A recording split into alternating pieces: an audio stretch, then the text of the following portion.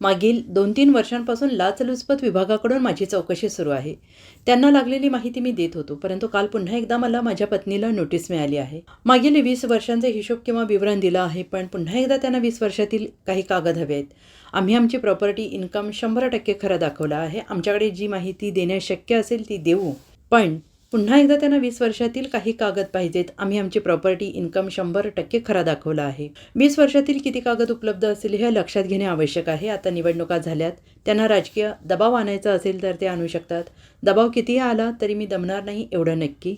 तसेच अन्य पक्षातून कोणत्याही ऑफर नाहीत आणि अशा ऑफर स्वीकारणार नाहीत. आम्ही निष्ठेने या पक्षात काम करणार. खरं तर गेल्या 2-3 वर्षापासून लाचलुचपतीची चौकशी माझी सुरू होती. त्यांना लागलेली माहिती मी वेळोवेळी देत आहे, परंतु आता पुन्हा एकदा त्यांनी मला कालच मला त्या पोस्टाने रजिस्टरद्वारे त्या नोटिसा मिळालेल्या आहेत. मला आणि माझ्या पत्नीला आम्ही जो हिशोब दिला होता किंवा आम्ही जे विवरण दिलं होतं ते खरं तर गेल्या 20 वर्षात जे आमच्याकडे तिथे दिलेलं आहे, परंतु पुन्हा त्यांना 20 वर्षापूर्वी जे काही कागदपत्र पाहिजे असं त्यांनी त्या पत्राद्वारे मागणी केलेली आहे.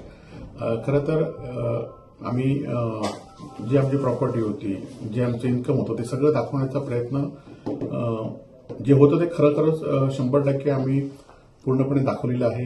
निवडणुकीच्या ह्याच्यासुद्धा दाखवलेलं आहे प्रतिज्ञापत्रामध्ये. त्याचबरोबर इतर इन्कम टॅक्सच्या, सेल टॅक्स या सगळ्या आम्ही त्यांना कागदपत्र दाखवले आहेत. परंतु आता पुन्हा एकदा त्यांनी हे पाठवले आहेत.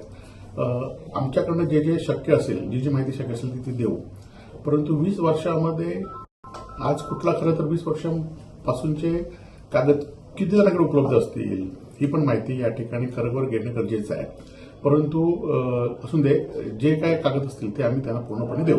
नाही, खरं तर आता निवडणुका झाल्यात तरी पण त्यांना आता राजकीय दबाव आणायचा असेल तर ते आणू शकतात. आम्ही लोकांच्या दरबारात सुद्धा गेलो होतो, तिथे पण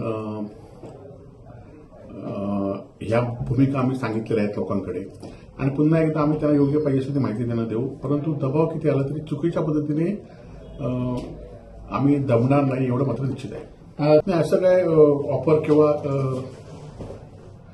आलेले नाहीत आणि अशा ऑफर आम्ही काही स्वीकारणार नाहीत. आम्ही निष्ठेने या ठिकाणी काम करतो आणि निष्ठेने या पुढच्या काळामध्ये सुद्धा काम करणार आहोत.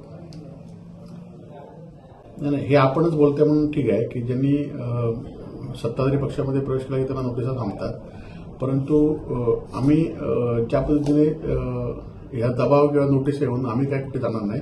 आम्ही निष्ठेने आहे त्या ठिकाणी राहू.